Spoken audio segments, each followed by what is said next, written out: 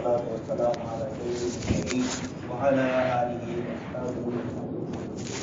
قال الله تبارك وتعالى في الكلام المجيد والفرقان الحميد: أعوذ بالله من الشيطان الرجيم. بسم الله الرحمن الرحيم. يا أيها الناس اتقوا ربكم الذي خلقكم من نفس واحدة وخلق منها زوجها وبث منهما رجالا كثيرا ونساء واتقوا الله الذي تساءلون به والأرحام إن الله كان عليكم رقيبا. محترم حضرات علماء کرام، ایمان والے بھائی، آج کی تراویح میں سورہ نساء پڑھی جائے گی. اس سے پہلے والی دو سورتیں سورہ بقرہ اور سورہ آل عمران یہ بھی مدینہ منورہ میں نازل ہوئی اور سورہ نساء یہ بھی مدینہ منورہ میں نازل ہوئی. مکہ مکرمہ اور مدینہ منورہ دونوں کے نازل ہونے کی جو آیتیں ہوتی ہیں ان کے مضامین میں تھوڑا کچھ فرق ہوتا ہے، اس لیے کہ مکہ مکرمہ میں آپ صلی اللہ علیہ وسلم اور صحابہ کرام کے جو حالات تھے وہ دوسرے تھے، اور مدینہ منورہ ہجرت کرنے کے بعد جو حالات آئے اس میں کچھ فرق. ان دونوں کو ملحوظ رکھتے ہوئے مکی صورتیں اور مدنی صورتوں کے احکام اور مسائل میں فرق ہوتا ہے. البتہ بنیادی طور پر توحید، رسالت اور آخرت کے مسائل اور تقویٰ اور اللہ کی طرف متوجہ ہونے والے مسائل یہ تمام مکی صورتوں میں بھی بار بار آتے ہیں اور مدنی صورتوں میں بھی آتے ہیں. البتہ مدنی زندگی کے اندر امت کو مدینہ منورہ میں دو قسم کے حالات سے گزرنا پڑا. ایک تو یہود اور منافقین تھے، اور دوسرا مسلمانوں کے خود آپس کے مسائل، سماجی زندگی کے مسائل، آپس میں ایک دوسرے سے تعلقات کے مسائل، یہ دونوں الگ الگ. اس لیے مدنی زندگی میں اور مدنی زندگی والی صورتوں میں، مدینہ منورہ میں نازل ہونے والی صورتوں میں احکام اور مسائل اور آپس کے تعلقات کو بہت کثرت سے ذکر فرمایا. اور اس سے یہ بھی پتہ چلا کہ اسلام صرف ایک فرد اور ایک انسان کی اپنی ذاتی عبادت کی چیز نہیں ہے.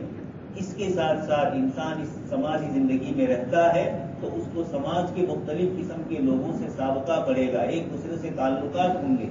تو یہ تعلقات کس طریقے سے نبھائے جائیں، ان میں کس طریقے سے خیال رکھا جائے، یہ بھی مدنی صورتوں میں کثرت سے ذکر کیا ہے. چنانچہ سورہ بقرہ میں بھی کچھ مسائل سماجی زندگی کے طلاق اور نکاح وغیرہ کے ذکر کیے. اسی طرح سورہ آل عمران میں بھی سود اور تجارت کے مسائل اور بقرہ میں بھی تجارت کے مسائل کو کچھ ذکر کیا ہے. یہ جو سورت ہے سورہ نساء، نام ہی اس کا نساء ہے. نساء یہ بہو وچن ہے. عربی میں امراتن ایک عورت کو کہتے ہیں، اور ایک سے زیادہ عورتیں ہو تو ان کے لیے عربی میں، دو سے زیادہ ہو تو ان کے لیے نساؤن کا لفظ استعمال ہوتا ہے. یہ گویا اس صورت کو اللہ تبارک و تعالیٰ نے عورتوں کی طرف منسوخ کیا. یہ عورتوں کے مسائل اور عورتوں کے احکام کو ذکر کیا گیا، لیکن حقیقت میں صرف عورتوں کے احکام نہیں ہے، بلکہ سماجی زندگی کے وہ تمام افراد اور وہ تمام لوگ جن کو سماج میں کسی طریقے سے دبایا جاتا ہے، جن کے حقوق ادا نہیں کیے جاتے، بلکہ جن کی ملکتوں یا جن کے حقوق کے اوپر دوسرے لوگ حملہ کر کے قبضہ کر لیتے ہیں اور ان کو محروم کر دیتے ہیں. یہ اس قسم کے جتنے بھی افراد ہے، اللہ تبارک و تعالیٰ نے سورہ نساء میں ان مسائل کو ذکر کیا. اس سے گویا ایک بات کی طرف اشارہ ہوا کہ اسلام صرف نماز، روزے یا اسلامی حکومت محض حکومت کا نام نہیں ہے. جہاں بھی اسلامی نظام اور اسلامی حکومت قائم ہوگا وہاں ایک طرف عبادتوں کو، اللہ کے حقوق کو ادا کیا جائے گا، تو دوسری طرف بندوں کے حقوق کو بھی ذکر کیا جائے گا. حافظ ابن تیمیہ رحمۃ اللہ علیہ بہت بڑے عالم ہیں، ان کا ایک جملہ ہے، وہ یہ فرماتے ہیں کہ اللہ پاک کافر حکومت کو برداشت کرتے ہیں، کفر والی حکومت کو برداشت کرتے ہیں اگر وہ ظلم نہیں کرتے، اور اگر مسلمان حکومت ہے اور وہ ظلم کرتی ہے اللہ تبارک و تعالیٰ اس ظلم کو برداشت نہیں کرتے ہیں. گویا انصاف اللہ پاک کے یہاں اتنا بڑا اہتمام والا ہے کہ اللہ تبارک و تعالیٰ کفر کے ساتھ انصاف کو برداشت کر لیتے ہیں، لیکن مسلمان ہے ظاہر میں اور وہ ظلم اور زیادتی کرتا ہے، اللہ پاک کی حکومتوں کے جو عروج و زوال کے پورے اللہ پاک کے فیصلے ہیں. جب کوئی قوم دنیاوی صلاحیت کے اعتبار سے ہوتی ہے تو اللہ تبارک تعالیٰ اس کو آگے بڑھاتا ہے، اور جب وہ دینی اور دنیاوی دونوں صلاحیتوں سے محروم ہوتی ہے تو اس قوم کو اللہ تبارک تعالیٰ اس سے حکومت کو لے لیتے ہیں. یہ پورا تلک الایام نداولها بین الناس، یہ اللہ پاک کا قرآنی نظام. اس صورت میں اللہ تبارک تعالیٰ نے آیت شروع کی اور پہلے ہی جملے میں فرمایا یا ایھا الناس. اس کے بعد والی سورت سورہ مائدہ آ رہی ہے، اس میں یا ایھا الذین آمنوا سے سورت شروع ہوتی ہے، اور اس سورت کو اللہ پاک نے یا ایھا الناس سے شروع فرمایا. گویا قرآن کریم اس کی طرف اشارہ کر رہا ہے کہ اس آیت میں جو اس سورت میں جو احکام نازل ہوں گے اس کا تعلق صرف مسلمانوں سے نہیں ہوگا، ان احکام کا تعلق مسلمان اور غیر مسلم اللہ کے سارے بندوں کے ساتھ. اس لیے یا ایھا الناس سے سورت کو شروع کرنا، اور اس کے بعد والی آیت سورت میں چونکہ وہ احکام اور وہ مسائل ہے جو مسلمانوں سے متعلق ہے، اس لیے اس سورت کو شروع کیا یا ایھا الذین آمنوا اوفوا بالعقود. تو یہ بتلایا کہ اس صورت کے اندر اللہ تبارک تعالیٰ نے جو احکام ذکر فرمائے ہیں ان کا تعلق انسانوں سے. ایک مسلمان غیر مسلم کے ساتھ بھی کس طریقے سے انصاف سے کام لے، اس کے مسائل بھی آگے ذکر فرمائے. اسی سلسلے میں آگے ایک مسئلہ بھی ذکر فرمایا. ایک آدمی مسلمانوں کے سامنے آیا، آپس میں لڑائی اور دشمنی ہے، لیکن اب وہ سامنے آیا اور وہ لا الہ الا اللہ پڑھ رہا ہے، کلمہ پڑھ رہا ہے.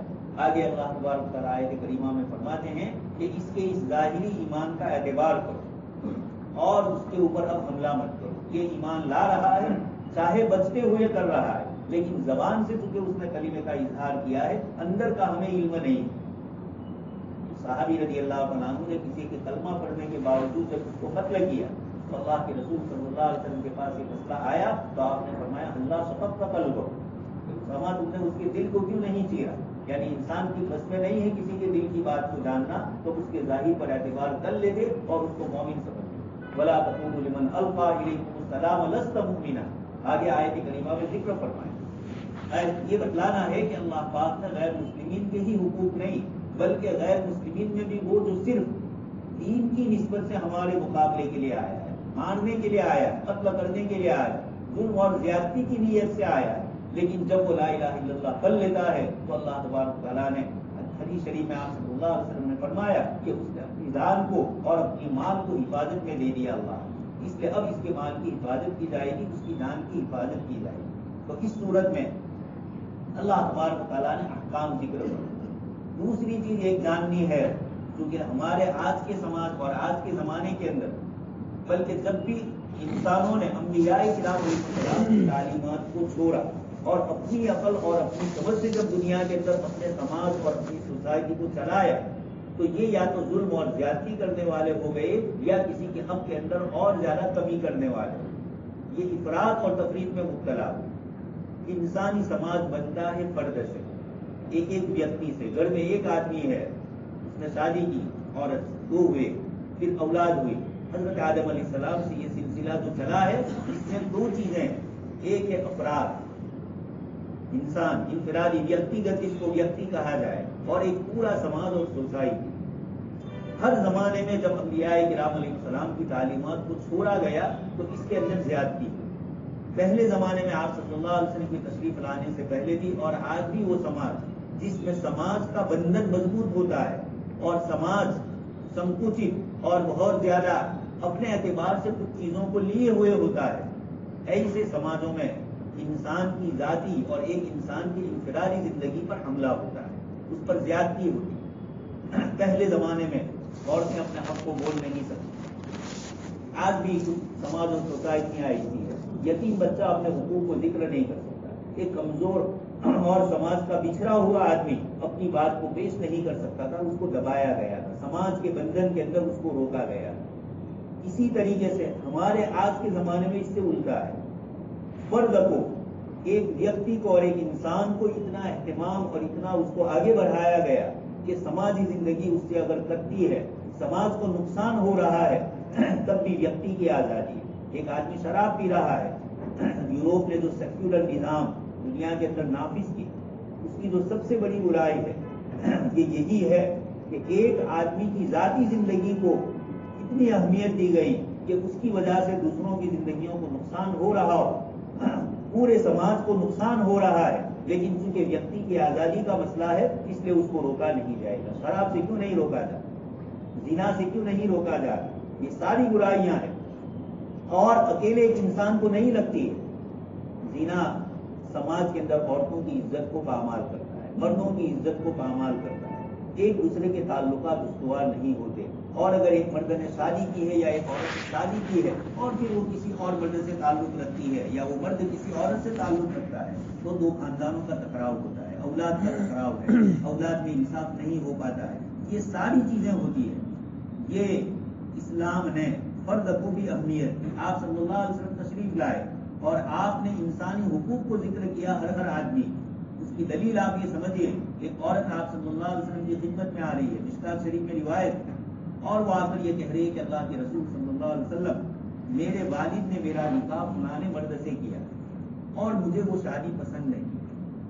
آپ صلی اللہ علیہ وسلم نے فرمایا کہ تم بے فکر رہو، ہم تمہاری شادی جب تم نہیں چاہتی ہو، تم عاقلہ بالغہ ہو، عقل والی ہو اور بالغ ہو چکی ہو، بڑی ہو، تو تمہارے حقوق شریعت نے یہ دیے ہیں کہ اب تم سمجھدار ہو، اپنے نفع نقصان کو تم جانتے ہو، اس لیے ہم تمہارے والد کے کیے ہوئے نکاح کو رد کریں۔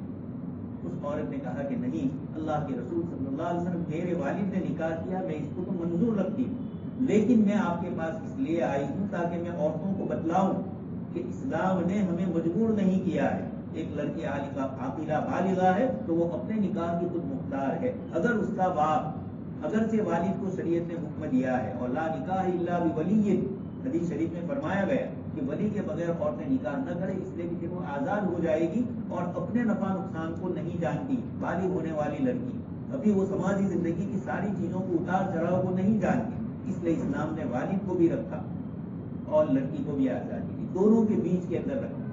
یہ کیوں رکھا گیا؟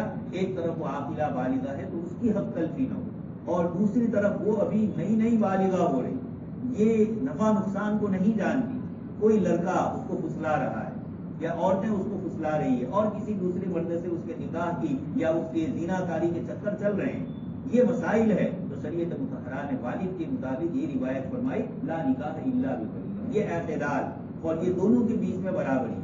تو جناب نبی اکرم صلی اللہ علیہ وسلم جب تشریف لائے تو انسانوں کے انفرادی جو حقوق کے پرائیویٹ حقوق، اس کی حق تلفی ہوتی ہے اور آج بھی ہو رہی ہے۔ آپ صلی اللہ علیہ وسلم نے آ کر اس کو بھی دور پڑا۔ اور دوسرا، اس وقت مسئلہ آیا کہ فرد کو اتنی آزادی دی گئی کہ ایک جوان لڑکا ہے، آپ دیکھ رہے ہیں ماں باپ کے ہاتھ میں بھی اب اولاد کیوں نہیں رہی، اس لیے کہ باہر کے ماحول نے اتنی آزادی دے دی۔ اور آپ اگر اپنے لڑکے کو کچھ کہیں، 1986 میں انگلینڈ کی کورٹ کے اندر ایک مرد نے اپنی عورت کے خلاف یہ دعویٰ کیا کہ یہ دوسرے مردوں سے تعلق رکھتا، تو انگلینڈ کے جج نے یہ کہا کہ آپ کو یہ سمجھنا چاہیے کہ آپ پرانے دور میں نہیں جی رہے ہیں، آپ سائنس اور ٹیکنالوجی کے دور میں جی رہے ہیں، اس لیے اس زمانے میں آزادی ہے، آپ کی عورت کو بھی حق۔ نعوذ باللہ، یہ کیا ہے؟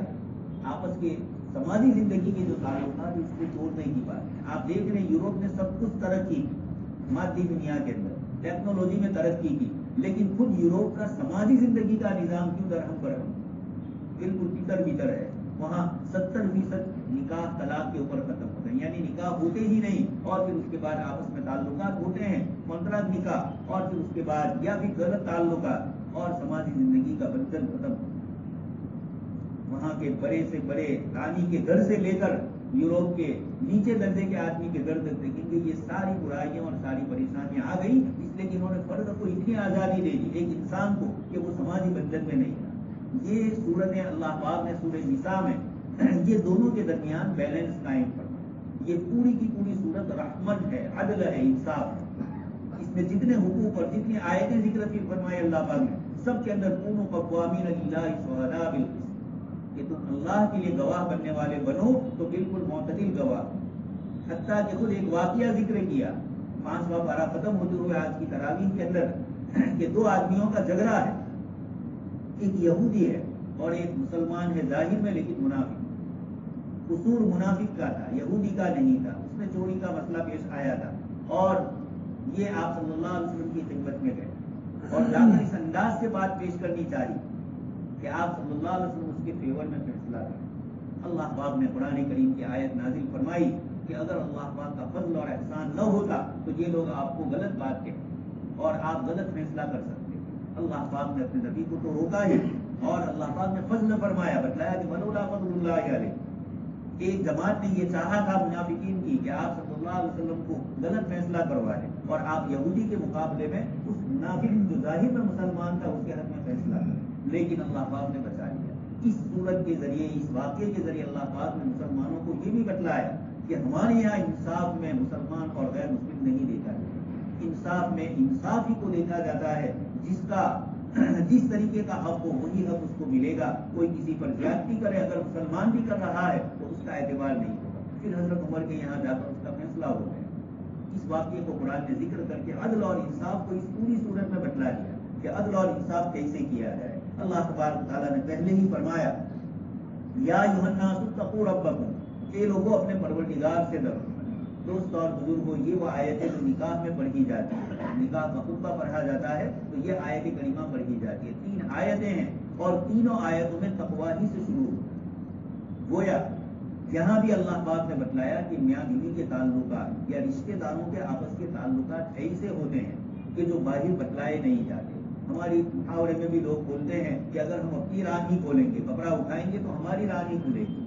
اپنے بیٹے کے متعلق باپ کچھ کہے یا اپنی بیٹی کے متعلق کہے، یا عورت اپنے شوہر کے متعلق یا بیٹی یا بیٹا اپنے باپ کے متعلق کہے کچھ، تو یہ سارے مسائل آپس کے تعلقات والے.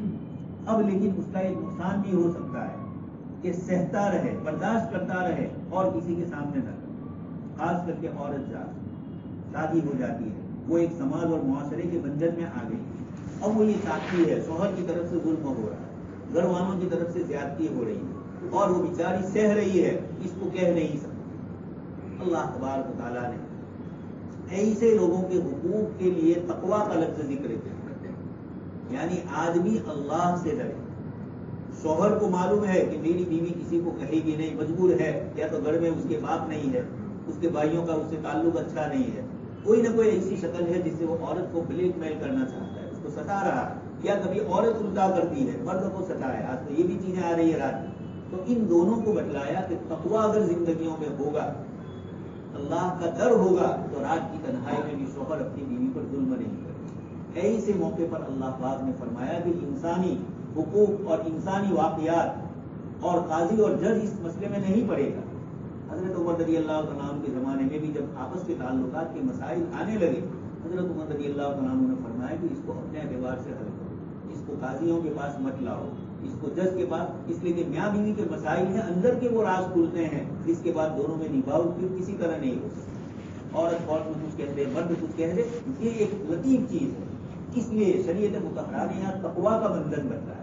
اور اسی لیے حسن بصری رحمۃ اللہ علیہ آپ صلی اللہ علیہ وسلم کی ایک روایت میں کی تشریح کرتے ہوئے فرماتے ہیں، آپ صلی اللہ علیہ وسلم نے فرمایا اذا خطب الیکم من ترضون دینہ وخلقہ، جب تمہارے پاس کسی ایسے آدمی کی طرف سے تمہاری لڑکی کے لیے یا بہن کے لیے پیغام آئے، من ترضون دینہ وخلقہ، جس کی دین اور جس کا دین اور جس کے اخلاق اچھے ہیں، جب ایسا لڑکا یا ایسی لڑکی کی بات تمہارے پاس آتی ہے فزوجوہ، تو اپنے لڑکی یا لڑکی کی شادی اس سے کرا دو. الا تفعلوا، اگر یہ ایسا اچھا دیندار اور اخلاق والا ٹھکانہ ملا اور تم نے اگر اس کو نہیں اپنایا، حدیث شریف میں فرمایا تکن فتنۃ فی الارض وفساد عریض، پھر سماجی زندگی میں لڑائی اور جھگڑے ہوں گے. اچھا ٹھکانہ آیا ہے، تم نے اس کو رد کر دیا، یہ اللہ کی طرف سے ہوتا ہے. تو یہ حسن بصری رحمۃ اللہ علیہ حدیث شریف کی تشریح میں یہ فرماتے ہیں کہ یہاں جو فرمایا گیا کہ اخلاق اور دینداری والے کو پسند کرو، اس کے جواب میں حضرت حسن بصری رحمۃ اللہ علیہ فرماتے ہیں کہ یہ اس لیے کہا گیا کہ اگر لڑکا دیندار ہے، اخلاق والا ہے، تو لڑکی سے اگر اس کو محبت ہے تو اچھا سلوک رکھے گا ہی، لیکن اگر کچھ جھگڑا اور کچھ آپس میں یہ بھی ہو گیا، تب بھی چونکہ وہ تقویٰ والا ہے، اس کو اللہ کا خوف ہے کہ اگر میں نے اپنی بیوی کو ستایا تو کل قیامت کے دن اللہ پاک یہاں مجھے جواب دینا ہے، یہی تقویٰ ہے. یہ تقویٰ اگر اس کی طبیعت میں ہے تو آپ کی لڑکی سے ناچاکی ہوگی، آپس میں اختلاف ہوگا، تب بھی ظلم نہیں کرے. یہ وجہ حسن بصری رحمۃ اللہ علیہ فرماتے ہیں کہ تقویٰ جب آدمی میں آتا ہے تو پھر سماجی زندگیاں بھی درست ہوتی ہیں. دوستو یہ لطیف اشارہ قرآن نے فرمایا کہ اسلامی نظام اکیلے عبادات اور اعتقادات سے نہیں چلتا ہے، جب تک سماجی بندھن مسلم سماج کا مضبوط نہیں ہوگا، مسلم معاشرہ اور سوسائٹی برائیوں سے پاک نہیں ہوگی، وہاں تک ظاہری اسلامی حکومت سے کچھ نہیں ہوگی۔ آپ دیکھ رہے ہیں یہ سب چیز۔ اس لیے اس صورت کے ذریعے اللہ تبارک و تعالیٰ نے یہ بتلا دیا کہ یہاں دین بھی ہے، دنیا بھی ہے، دونوں مل کر دین بنتا ہے۔ یہاں اکیلے دنیا نہیں ہے، اکیلا دین بھی نہیں ہے، یعنی دین کی ظاہری عبادتیں ہی نہیں ہے، یہ بھی دین کا حصہ ہے۔ جب سماجی زندگی میں شادی ہوئی اور شادی سے لے کر انسان اپنی زندگی کا ایک بڑا حصہ، 1/3 حصہ آدمی شادی کے بغیر گزارتا ہے اور 2/3 حصے شادی کے ساتھ عموماً گزارتا ہے۔ 1/3 حصہ جو پہلا شادی بغیر کا ہے، تب بھی تو وہ کسی کا بیٹا ہے، کسی کا پوتا ہے، کسی کے ساتھ تعلقات ہے، بھتیجا ہے، بھانجا ہے، اور شادی کے بعد تو اور مسائل متعلق ہوتے ہیں۔ تو انسان سماجی زندگی سے ادھر ادھر نہیں ہو سکتا، سب کے حقوق ایک دوسرے سے لگے ہوئے ہیں، اور اس میں بھی برداشت کرنے میں بھی بہت بڑا ثواب ہے۔ اسی لیے جناب نبی اکرم صلی اللہ علیہ وسلم نے فرمایا کہ ایک وہ آدمی جو شادی بیاہ اور سماج اور سماجی زندگی سے الگ ہو کر کسی پہاڑ اور جنگلوں کے اندر رہتا ہے، وہ کسی کی تکلیف کو برداشت نہیں کرتا۔ اس کے مقابلے میں من یخالط الناس، وہ مومن جو لوگوں سے خلط ملط کرتا ہے، شادی بیاہ اور آپسی تعلقات اور رشتہ داریوں کی رشتہ داری کو نبھاتا ہے۔ یہ بہت بڑا حکم ہے۔ آگے آیت میں آ رہا ہے الذی تساءلون بہ والارحام، سیدھا رحمی، بھائیوں سے، بہنوں سے، ماں باپ سے، یہ قریبی رشتے دار جتنے بھی ہوں گے، ان سے جتنا زیادہ انسان اچھا تعلق رکھے گا اس کو خود بھی سکون ملے گا۔ اور کیوں نہ ملے؟ اس لیے کہ اللہ پاک نے سکون کا ذریعہ انہی چیزوں کو بتلایا۔ آدمی تھوڑا کچھ برداشت کر، سب سے بڑا مسئلہ آتا ہے سماجی زندگی کے، جب تعلقات یعنی سماجی زندگی کے کچھ پرسنگ اور مسائل آتے ہیں شادی بیاہ کے، اس موقع کو سنبھال لینا ہوتا ہے۔ آدمی اعتدال کے ساتھ رہے اور چھوٹی موٹی چیزوں کو برداشت کر لے۔ حدیث شریف میں آتا ہے کہ جو کسی سے حسد کرتا ہے، حسد کرنے والا تو پوری رات کروٹیں بدلتا رہتا ہے، بے چینی میں گزارتا ہے، اور جو حسد نہیں کرتا ہے وہ سکون سے سو جاتا ہے۔ کسی سے لڑائی ہوئی، آپ نے معافی مانگ لی یا آپ نے اس کو معاف کر دیا، آپ سکون سے رہیں گے۔ اور اگر آپ اس مسئلے کے اندر رہے اور عورتیں بیچ میں آئی اور پھر مسائل بگڑتے ہیں تو وہ ایسے بگڑتے ہیں کہ پھر دو بھائی دو بہنیں آپس کے تعلقات دور دور تک چلے جاتے ہیں، اور اس کا اثر نئی آنے والی نسل پر ہوتا ہے، بتیجوں پر، بھانجوں پر، ان کو کچھ پتا نہیں ہے، لیکن ہم نے ان کو نفرت اور یہی چیزیں ان کو وراثت میں دی، تو اس کے نتیجے میں یہ کسی کے وارث ہوتے ہیں۔ اس لیے اللہ تبارک و تعالیٰ نے تقویٰ کا لفظ اس آیت میں بھی اور نکاح کی تمام آیتوں میں تقویٰ سے اسی کی طرف اشارہ فرمایا۔ آگے فرمایا الذی خلقکم من نفس واحد، یہ فرمایا کہ مرد اور عورت کا فرق یا انسان کا کوئی فرق نہیں، سب اللہ کے بندے ہیں۔ انسانوں میں اونچ نیچ، یہ بڑا خاندان، یہ چھوٹا خاندان، اس خاندان کی لڑکی اس خاندان میں نہیں آ سکتی، یا اس خاندان کا لڑکا اس خاندان سے شادی نہیں کر سکتا، یہ سب ہم نے اپنی طرف سے کیا ہے۔ جناب نبی اکرم صلی اللہ علیہ وسلم نے فرمایا ان ربکم واحد وان اباکم واحد، تمہارا رب بھی ایک اور تمہارے والد حضرت آدم علیہ السلام بھی ایک۔ لا فضل لعربی علی عجمی، کسی عربی کو عجمی پر، کسی کالے کو، کسی گورے کو کالے پر کوئی فضیلت نہیں، الا بالتقوی۔ اس طرف آیت میں اشارہ فرما دیا خلقکم من نفس واحدہ، سب کے باپ آدم ہے، اس لیے انسانوں میں کوئی اونچ نہیں۔ اس لیے ظلم اور زیادتی جو ہوتی ہے اپنے کو بڑا سمجھنے سے ہوتی ہے۔ رات دن لڑائیاں جو ہو رہی ہے کس لیے ہو رہی ہے؟ حضرت امام غزالی رحمۃ اللہ علیہ نے احیاء علوم الدین کے اندر ہمارے نفس کی جو شرارتیں اور نفس کی جو بیماریاں ہیں، اندر کی جو برائیاں ہیں، اس کو تفصیل سے ذکر کیا ہے۔ حضرت شیخ زکریا رحمۃ اللہ علیہ نے انہی کی کتاب میں سے ان چیزوں کو لیا اور ایک کتاب لکھی جس کا نام ام الامراض، ساری بیماریوں کی ماں، اور وہ کون؟ تکبر۔ گمن، اوپر تکبر تھا تو شیطان نیچے اترا اور ذلیل و خوار ہو۔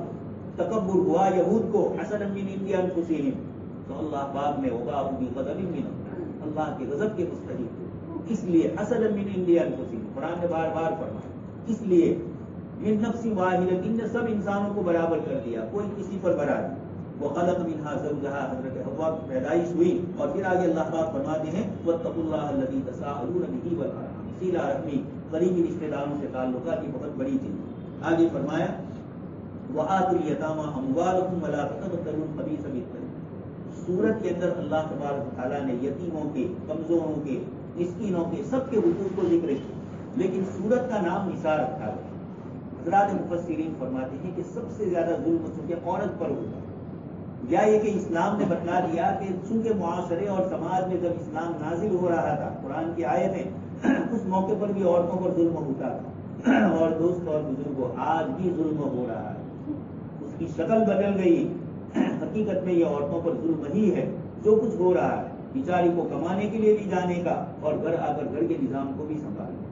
इस्लाम ने ये कहा था कि मर्द ही की जिम्मेदारी है कमाने की, रोजी रोजगार मर्द ही के जिम्मे है, औरतों के जिम्मे कुछ नहीं है। आप मसला सुन चुके हैं। औरत कितनी ही मालदार हो, शौहर के जिम्मे उसका खर्चा अदा करती है। इसके मुकाबले में दूसरे रिश्तेदारों के अंदर फिर ये आता है कि आप उनका हक अदा करें तो आपके पास कितना माल आपके पास है, आप इनका खर्चा अदा कर सकते हैं तो आपके जिम्मे है। लेकिन औरत एक ऐसी जात है शौहर के लिए कि उसको तो उसका खर्चा पूरा अदा करना है। इसलिए यहाँ पर आयत में नाम निसा का रखा गया सूरत में, और इसके जरिए इशारा किया कि ज्यादा से ज्यादा हक तलबी उसी की हो रही है। इसलिए उसी के मसाइल आगे भी जिक्र किए। इसी सिलसिले में यतीम बच्चा होता है, बेवा औरत होती है, चूंकि शौहर का इंतकाल हो, अब घर में वो रहती थी, प्रॉपर्टी मुश्तरक होती है। आमतन हमारे समाज में ये मसाइल आते हैं, और खुद आयत के शान नुज़ुल की वजह भी यही थी। आप सल्लल्लाहु अलैहि वसल्लम के जमाने में एक सहाबी रज़ी अल्लाह अन्हु का इंतकाल, उनका और उनके भाई के दरमियान एक बड़ा बाग था मदीना मुनव्वरा में, खजूर का बाग। अब जब ये भाई का इंतकाल हो गया तो दूसरे भाई ने उस भाई की बेवा औरत को और बच्चियों को ये कहा कि तुम्हारा इसमें कोई हिस्सा नहीं। अब ये औरत हुजूर सल्लल्लाहु अलैहि वसल्लम की खिदमत में गई और अल्लाह तबारक व तआला ने आयतें नाजिल फरमाई, जो अगला रुकू आ रहा है, यूसीकुमुल्लाहु फी औलाद। अल्लाह पाक ने सबके हुकूक को, विरासत के मसाइल को जिक्र किया। सबसे ज्यादा हक तलबी दोस्त और बुजुर्गों माली मामलात में होती है, चूंकि ये लेना और देना होता है। उसके मुकाबले के अंदर इंसान कभी ये कर लेता है कि गलत भूल हुई है, माफी मांग लेता है, मसला हल हो गया। लेकिन यहाँ माफी से नहीं चलता है। यहाँ तो जब तक उसका हक अदा नहीं करेंगे या वो माफ न करे, वहां तक उसका हक अदा नहीं होता है। अल्लाह पाक नाराज होते हैं। इसलिए यतीम बच्चे और बच्चियों के माल में आप सल्लल्लाहु अलैहि वसल्लम के नाज़िल होने के वक्त ही अरबों में ये चीज थी। इसी तरह का आगे आयत में मसला आ रहा है। एक मर्द है और एक उसकी रिश्तेदार औरत है। उस औरत के वालिद का, भाई वगैरह का इंतकाल हो गया। अब उसका चचाजाद भाई वो ये देख रहा है ये औरत खूबसूरत है, तो वही खुद उससे शादी कर लेगा, इसलिए कि माल और दौलत भी है और उसको जमाल भी है, क्योंकि बाप की मिलकत उस लड़की को अब मिलने वाली है, तो उस माल में ये शरीक हो जाए। नीयत उसने की भी है और माल की लालच, ये होता था। लेकिन अगर वो लड़की माल छोड़े हुए उसके बाद, लेकिन लड़की खूबसूरत नहीं है, तो ऐसे मौके पर वो लोग उससे शादी नहीं करते। अल्लाह पाक ने आगे आयत में वही फिर तुम अल्लाह के यतामा पर, और शादी करने भी नहीं देते, क्योंकि शादी हो जाए तो माल चला जाएगा। उसमें है नहीं, इसलिए शादी नहीं करना चाहता था, माल है इसलिए उसकी शादी नहीं कर रहा है दूसरे से। ये इस तरीके से औरतों को रोकने की, ये जमाने जाहिलियत में आप सल्लल्लाहु अलैहि वसल्लम तशरीफ लाए उस वक्त ये था। दोस्त और बुजुर्गों, कुरान करीम ने कोई खास शक्ल को जिक्र नहीं किया है। जुल्म की जो भी शक्ल बनेगी उस जमाने में जैसी थी, हमारे जमाने में जैसी होगी, उससे रोका गया। इसलिए कोई आयत के सिर्फ जाहिरी मतलब को समझकर ये ना कहे कि हम तो ऐसा नहीं करते। जिस तरह और जिस कैफियत से भी होगा, मजलूमों का हक या कमजोरों का हक दबाया जाएगा। अल्लाह तबारक व तआला ने आगे आयत में फरमाया है, इन्नमा यअकुलून फी बुतूनिहिम नार। जो लोग यतीमों का माल खाते हैं वो अपने पेट में आग को भर रहे हैं। सीधा ही जुमला फरमाया, यअकुलून फी बुतूनिहिम नार। ये नहीं फरमाया कि आपकी सजा होगी, ये फरमाया कि जो खा रहे हो यतीम का माल यही आग। जैसे ज़कात के मुतालिक फरमाया कि जो लोग अपने माल की ज़कात नहीं देते हैं, क़यामत के दिन ये माल ही सांप की शक्ल में आएगा और ये कहेगा अना कन्ज़, अना माल, मैं ही तेरा माल हूं, मैं ही तेरा सजा। तो ये यतीम का माल खाने वालों को ये कहा गया कि जिस वक्त खा रहे हो उसी वक्त समझ लीजिए कि तुम आग खा रहे हो और वो जहन्नम की आग है।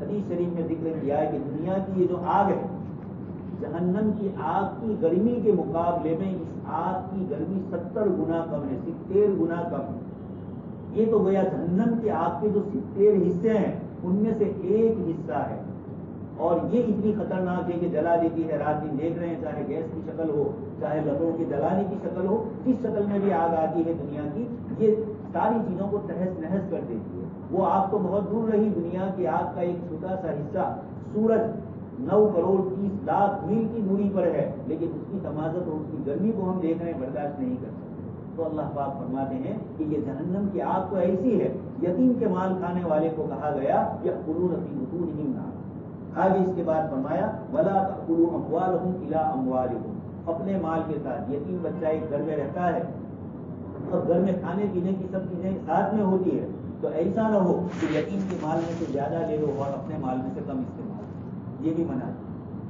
صحابہ کرام بہت ڈر گئے جب یہ آیت نازل ہوئی کہ تم اپنے پیٹ میں آگ کو بھر رہے ہو، تو انہوں نے یہ کیا کہ یتیم کا کھانا الگ پکتا تھا اس کے مال میں سے اور اپنا کھانا اپنے مال میں سے پکا دیا۔ پھر اس کے بعد یہ اللہ پاک کی طرف سے امتحان، پھر اس کے بعد صحابہ آئے تو اللہ تبارک و تعالیٰ نے آیت نازل فرمائی اور یہ کہا کہ اگر جو لوگ مالدار ہے وہ یتیم کے مال کو نہ کھائے، اور اگر کوئی غریب ہے، اس کا چچا وہ بھی غریب ہے، اس کے مال کو اس کا بھائی ہے اس کے مال کو سنبھالے ہوئے ہے، یہ خود بھی غریب ہے، یتیم کی کھیتی باڑی یا اس کی دکان وغیرہ چلاتے ہیں آپ، تو اس میں آپ کو بھی محنت کرتے ہیں تو آپ اتنا لے سکتے ہیں جتنی عام وطن دوسرے لوگوں کو لینے کی اجازت ہے۔ اور اگر کچھ نہیں ہے اور یتیم کے مال کی ذمہ داری آپ کے پاس ہے تو یتیم کے اس مال میں آپ خرچ کرتے ہیں، اپنا وقت لگا رہے ہیں تو اتنا کھا سکتے ہیں۔ اللہ پاک نے فرمایا فَلْيَأْكُلْ بِالْمَعْرُوفِ، جتنا ہو سکتا ہے کم سے کم اتنا کھایا جائے، استعمال کر سکتے ہیں۔ یہ بعد میں آیت نازل ہوئی، پہلے تو اللہ پاک نے آیت میں یہی فرمایا وَلَا تَأْكُلُوا أَمْوَالَكُمْ إِلَىٰ أَمْوَالِكُمْ، صحابہ ڈر گئے إِنَّهُ كَانَ حُوبًا كَبِيرًا، یہ بہت سخت چیز ہے اللہ پاک نے۔ آگے اللہ تبارک و تعالیٰ نے صفحہ، گھر میں ایسے آدمی ہو، بھائی ہے یا لڑکا ہے جو کمزور ہے اور جس کی عقل تھوڑی کم ہے، اب اس کو مال اس کا دے دیا جائے تو یہ دوسروں کو غلط کوئی چیز خرید لے گا، کسی سے عقل ہے نہیں تو اپنا پورا مال برباد کر دے گا، تو یہ فرمائے کہ ان کے مال پر نگرانی رکھو۔ دیکھو اگر وہ کوئی سودا کرتا ہے، کوئی معاملہ کرتا ہے تو ایسا نہ ہو کہ اس کے ساتھ زیادتی ہو، وہ بیوقوف بن جائے اور کسی کو اپنا مال بیچ دے، اپنی چیز سستے میں بیچ دے۔ اس لیے لیکن کب تک سمجھداری آ جائے، یتیم بھی نابالغ ہے، جب بالغ ہو گیا اللہ پاک نے فرمایا حتیٰ اذا بلغوا النکاح وَإِنْ آنَسْتُم مِّنْهُمْ رُشْدًا فَادْفَعُوا إِلَيْهِمْ أَمْوَالَهُمْ، پھر ان کا مال ان کے حوالے کر دیا جائے۔ آگے اسی طریقے سے مردوں اور عورتوں کے مسائل کو ذکر کر کے دونوں کی برابری کو ذکر فرمایا کہ کچھ چیزوں میں دونوں میں برابری ہے، حقوق میں، لیکن وراثت کا جو مسئلہ ہے، جو غیر مسلمین نے اسلام پر اعتراض کیا ہے کہ لڑکے کو زیادہ ملتا ہے لڑکی کو کم ملتا ہے، تو پہلے تو یہ ہے کہ تمہارے یہاں ملتا ہی نہیں ہے۔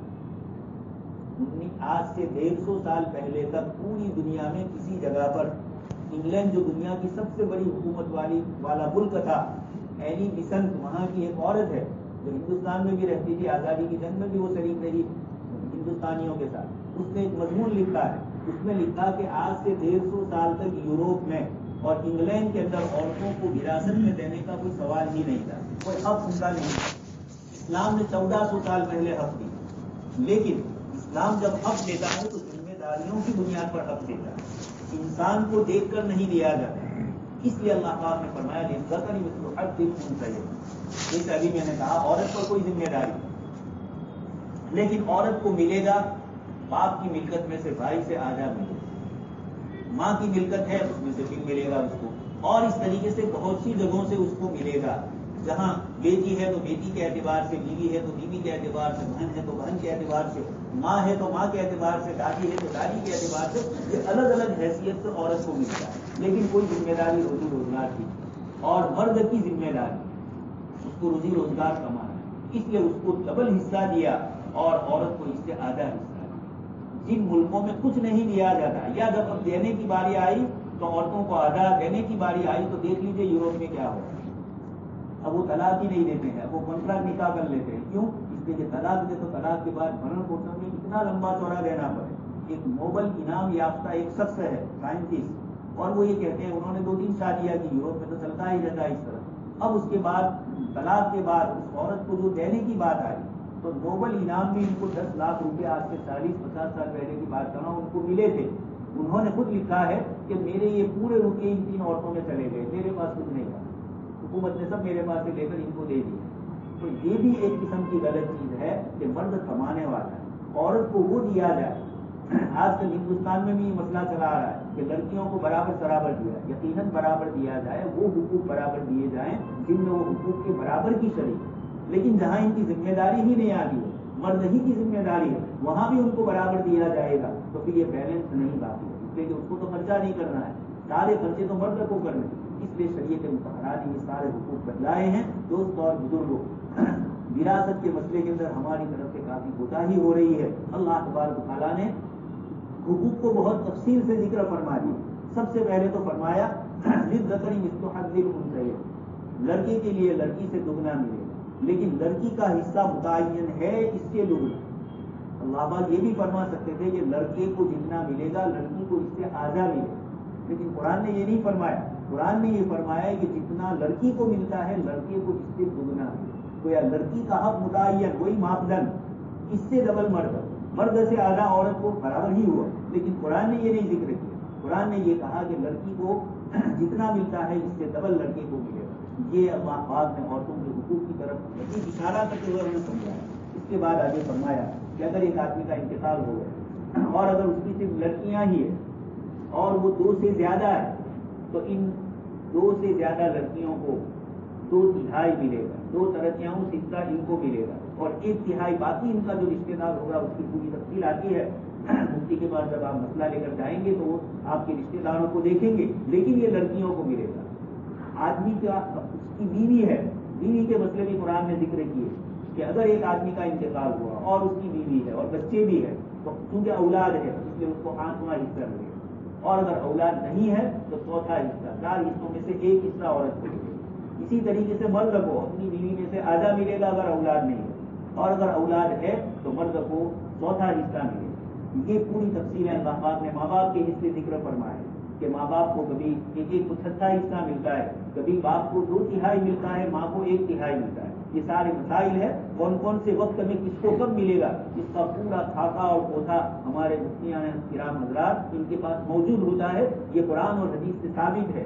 یہ سارے حقوق ذکر کر کے اللہ تبارک تعالیٰ نے بتلا دیا کہ حدود اللہ، یہ اللہ پاک نے حد بن دیا ہے، اس کا لحاظ کرنا ضروری ہے۔ دوست اور بزرگوں، عام متن یہ ہوتا ہے کہ حقوق نہیں دیے جاتے یا کم دیے جاتے۔ اب جب زندگی میں آدمی نماز پڑھتا ہے، روزہ رکھتا ہے، عبادتیں کرتا ہے، لیکن پریشان ہوتا ہے، بہت سے لوگ آتے ہیں بیچارے، تو میں ان سے یہی پوچھتا ہوں کہ کیا کسی مظلوم کا حق تو نہیں دبایا ہے؟ اس لیے کہ اللہ کے رسول صلی اللہ علیہ وسلم نے فرمایا کہ اللہ پاک سے جب مظلوم دعا کرتا ہے تو اس کی دعا اور قبولیت کے درمیان کوئی رکاوٹ نہیں۔ اللہ پاک کے جو فیصلے ہوتے ہیں، مظلوم کی جو آہ ہے، شیخ سعدی رحمۃ اللہ علیہ فرماتے ہیں کہ ترس از آہ مظلومہ، کہ ہنگامے دعا کرتے اجابت از در حق میں آئے، کہ جب وہ دعا کرتا ہے تو اوپر سے جواب آتا ہے کہ میں نے قبول کر لیا اللہ پاک کی طرف سے۔ اس لیے مظلوم کی اور کم اس قسم کے جو لوگ ہوتے ہیں، اس لیے حدیث شریف میں فرمایا کہ ایک آدمی بہت دور کا سفر کرتے ہوئے اس کے کپڑے میل کچیلے، سفر سے تھکا ہوا اور دعا کرتا ہے، لیکن انا یستجاب، کی دعائیں کیسے قبول ہو؟ مطعمہ حرام، کھانا حرام، مشربہ حرام، جو پی رہا ہے وہ حرام، انا یستجاب، کیسے اس کی دعا قبول کی جائے؟ اس لیے جو زندگیوں میں پریشانی آتی، آپ نے کسی کو پہلے پریشان کیا ہے تو اللہ پاک بعد میں آپ کو پریشان، یعنی دنیا میں یہ تو، آخرت کا تو الگ ہے۔ اس لیے سورہ آیت الکرسی سے پہلے والے آیت میں فرمایا کہ اس سے پہلے کہ جب کوئی سودا وہاں نہیں ہوگا، وہاں نیکیوں ہی کا سودا ہوگا، کوئی تجارت نہیں ہوگی کہ آپ اپنا کچھ مال دے دو اور وہاں راضی کرو۔ قرآن نے فرمایا لفظ قدر دی، مشرکین یہ چاہیں گے کہ پوری دنیا بدلے میں دے دے اور جہنم سے بچ جائے، حالانکہ پوری دنیا کے وہ مالک نہیں، لیکن قرآن نے مثال دے کر سمجھایا کہ وہ یہ چاہے گا اور پھر کچھ نہیں ہوگا تو یا لیتنی کنت ترابا، یہ چاہے گا کہ کاش کہ مٹی ہوتا، لیکن یہ اس دن کے آنے سے پہلے یہ وراثت کے مسائل کے حقوق میں سے قرآن نے ذکر کیے ہیں۔ اللہ پاک سے دعا ہے کہ اللہ پاک ہمیں حقوق کی ادائیگی کی توفیق نصیب کرے۔ آگے اس کے بعد اللہ تبارک تعالیٰ نے کیونکہ سماجی زندگی کے سارے مسائل یہاں لکھے ہوئے ہیں، اس لیے اس کے اندر حرمت علیکم امہاتکم، کون سی عورتوں سے نکاح کرنا جائز ہے اور کون سی عورتوں سے نکاح کرنا جائز نہیں ہے، اس کی پوری فہرست اللہ تبارک تعالیٰ نے بتلائی۔ یہ فرمایا حرمت علیکم امہاتکم، اپنی ماں سے آدمی شادی نہیں کرے گا، حرام ہے۔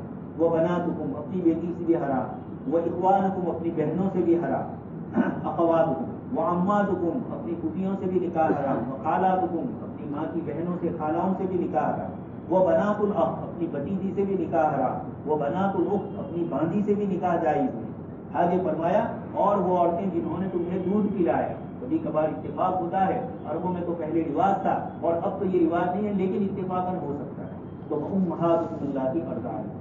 اسی طرح وہ اخواتکم من الرضاع, دودھ پینے والی ایک مرد اور ایک عورت نے کسی ایک عورت کا دودھ پیا ہے, اب یہ بڑے ہوئے دونوں دودھ شریک بھائی بہن, اس لیے یہ دونوں آپس میں نکاح نہیں کرتے. وہ امہات نسائکم, آدمی کی اپنی ساس, اپنی بیوی کی والدہ, اس سے بھی نکاح نہیں ہوتا. وربائکم اللاتی فی حجورکم من نسائکم اللاتی دخلتم بہن. اسی طریقے سے آدمی نے ایک عورت سے شادی اور اس عورت کی اگلے شوہر کی لڑکی, اس آدمی نے جب اس عورت سے نکاح کر لیا تو اس کی لڑکی سے بھی اس کا نکاح جائز نہیں ہوگا اگر نکاح اور صحبت ہو. اگر صرف نکاح ہوا اور طلاق ملی تو مستقبل میں اس سے شادی کر سکتا ہے. آگے فرمایا وحلائل ابنائکم الذین من اصلابکم, تمہارے لڑکوں کی بیویاں, بہو. دوست اور بزرگوں, امام ابو حنیفہ رحمۃ اللہ علیہ یہ مسئلہ بڑا نازک ہے. اسر اپنی بہو کو چھو لے گا غلط نیت سے اور اس کے ساتھ کوئی غلط کام کرے گا تو لڑکی کے لیے اپنی بیوی حرام ہو جاتی ہے. ہمارے یہاں جو مشترک سماج ہے, سنیکت سماج ہے, اس کے اندر ایسے مسئلے پیش آ جاتے ہیں. اس لیے اس مسئلے میں احتیاط برتی جائے. بہت زیادہ تاکید ہے علماء کرام نے, اور حدیث شریف میں جو ذکر فرمایا گیا, آپ صلی اللہ علیہ وسلم نے فرمایا کہ عورت اپنے شوہر کے رشتہ داروں سے دور رہے. بہت سے مسئلے پوچھے پردے کے, تو اس میں ایک عورت نے پوچھا کہ اللہ کے رسول الحم دیور کے ساتھ, تو آپ نے کیا فرمایا, الحم والموت, دیور تو موت ہے, یعنی گھر میں رہتے ہیں یہ مرد, شوہر کے بھائی چھوٹے بڑے, اور ان سے تعلقات غلط ہو جائے یا غلط نسبت سے ایک دوسرے کو پکڑ لے یا چھو لے, یہ اس قسم کی چیزیں ہیں جو نقصان دینے والی ہیں. اس لیے حدیث شریف میں اس کو موت سے تعبیر کیا. آگے فرمایا وَأَن تَجْمَعُوا بَيْنَ الْأُخْتَيْنِ, ایک آدمی کے نکاح میں جو عورتیں ہو شریعت مطہرہ نے اس سے بھی منع فرما دیا. یہ ساری چیزیں اللہ پاک نے منع فرما کر پورے اشارے فرما دیے کہ کس طریقے سے اپنے آپ کو بچانا ہے. اسی کے ساتھ مردوں میاں بیوی کے مسائل کو بھی آگے ذکر کیا. آپس کے تعلقات کے اندر اگر گڑبڑ ہوئی ہے تو مرد عورت کو سمجھائے, اگر سمجھ جائے تو پھر اس کے ساتھ کوئی زیادتی نہ کرے. لیکن اگر کبھی کبھار عورت کی طرف سے زیادتی ہو جائے تو پھر مرد یا تو بستر کو ہلکی سی مار مارے. حدیث شریف میں فرمایا غیر مبررین, جسم پر نشان ہو. اور اس کے بعد فرمایا کہ اگر یہ نہ ہو تو بستر الگ کر دیں, اس سے بھی عورت سمجھ جائے. بستر کا لفظ قرآن نے فرمایا بتا دے, کمرہ الگ کرنا نہیں ہے بسترے کے متعلق. اور اگر یہ بھی نہ ہو تو پھر اس کے بعد مرد اور عورت دونوں کے خاندان کے سمجھدار آدمی ایک دوسرے کے ساتھ بیٹھے اور بیٹھ کر ان کے مسئلے کو حل کریں. یہ پوری ترتیب قرآن نے بتلائی اور یہ بتلایا کہ یہ صلح کرنے والے اگر صلح کی نیت رکھیں گے تو اللہ تبارک تعالیٰ یریدہ اصلاح یوفق اللہ بینہم, اللہ پاک ان میں موافقت کریں گے. یہ مسائل قرآن کریم میں ہمیں ذکر کیے. پھر آیت میں اور دوسرے احکام ذکر کیے. ولا تشرکوا بہ شیئا, اللہ کے ساتھ کسی کو شریک نہ کرو. والدین کے ساتھ اس میں سلوک کرو, اچھا سلوک کرو ماں باپ کے ساتھ, اس میں بھی کمیاں ہو رہی ہے. وبذی القربیٰ, قریبی رشتے دار کے ساتھ, یتیموں کے ساتھ, مسکینوں کے ساتھ. والجار ذی القربیٰ, اپنے پڑوسی کے ساتھ. پڑوسی بھی ہے نا, قریبی رشتے دار بھی ہے, یہ چیزیں, اور مومن بھی ہے. تین چیزیں جمع ہو جاتی ہے تو پھر حق زیادہ پڑوسی کا ہوتا ہے. والجار الجنوبی, اور پہلو کا ساتھ. یہ قرآن نے عجیب فرمایا, 2 منٹ 5 منٹ کے لیے آپ بس میں, ٹرین میں, یا جیسے مجلس میں ہم ایک دوسرے کے ساتھ بیٹھے ہوئے ہیں, نماز کے ساتھ ہے, یہ والجار الجنوبی ہے, یہ ہمارا پڑوسی ہے, پہلو کا ساتھی ہے. اس کے بھی حقوق بتلائے. اذا قیل لکم تفقہوا فی المجالس فافقہوا, جب تم سے کہا جائے کہ دوسرے کے سکھانا ہو, یعنی لوگوں کے لیے جگہ دو.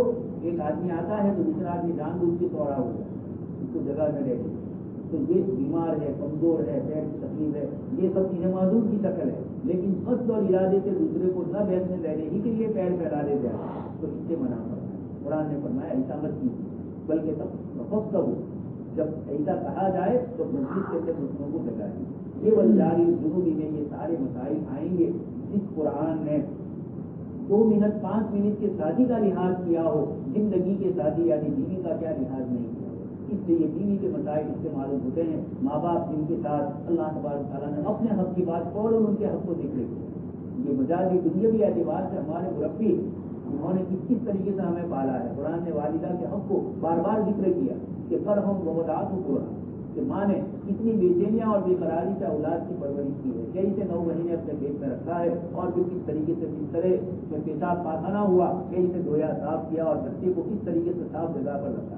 یہ ساری چیزیں ہیں. اب وہی ماں باپ جب بوڑھے ہو جاتے ہیں بیوی کو تو اس کا تصور نہیں ہے، اس کو تو اپنے ماں باپ کی فکر ہے، لیکن شوہر کو اپنے ماں باپ کے حقوق کا لحاظ کرنا ہے، اس کو بتلانا ہے کہ چاہے تو اپنے ماں باپ کا خیال کر، تجھے اس میں انٹرول نہیں ہونا ہے، اس میں شریک نہیں ہونا ہے، مجھے اپنے ماں باپ کی خدمت کرنے کا اللہ پاک نے حکم دیا ہے، تجھے تیرے ماں باپ کی خدمت کا حق بتلایا ہے، اس لیے عورت کے ذمہ نہیں ہے، لیکن جب وہ شوہر کے نکاح میں آئی ہے تو شوہر کی ماں اور شوہر کے باپ اس کے ماں باپ تو نہیں ہوئے، لیکن اس کا ایک حق اب بنتا ہے تو وہ خدمت کر سکتی ہے۔